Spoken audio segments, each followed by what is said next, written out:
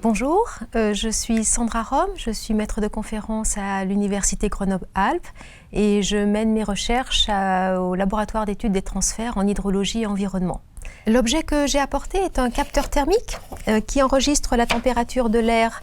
le jour et la nuit. Celui-ci est un capteur relativement simple qui permet d'effectuer des mesures ponctuelles en milieu urbain par exemple, mais il existe d'autres capteurs beaucoup plus perfectionnés qui permettent d'enregistrer la température en continu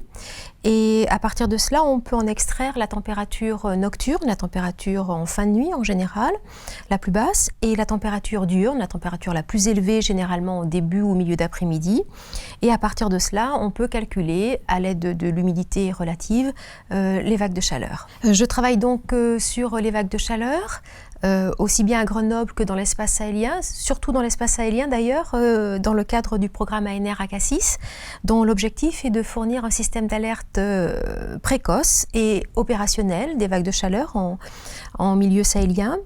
Car même si les populations locales sont habituées aux fortes températures, eh bien elles n'en restent pas moins très sensibles aux très fortes températures, en particulier la nuit,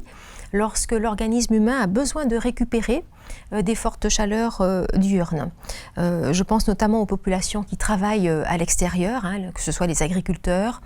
ou autres personnes qui travaillent en extérieur et pas les personnes qui travaillent dans des bureaux climatisés. On parle de vagues de chaleur lorsque la température dépasse un seuil pendant une durée déterminée. À Grenoble, on prend les seuils de 19 degrés Celsius la nuit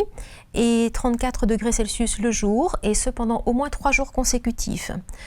Dans d'autres espaces, les seuils sont différents, soit plus bas dans d'autres régions de la France, soit plus élevés, comme c'est le cas au Sahel,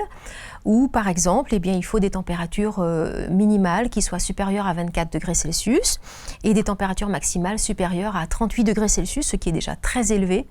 et avec des conséquences sanitaires importantes pour les populations, pouvant même aller jusqu'au décès en cas d'hyperthermie.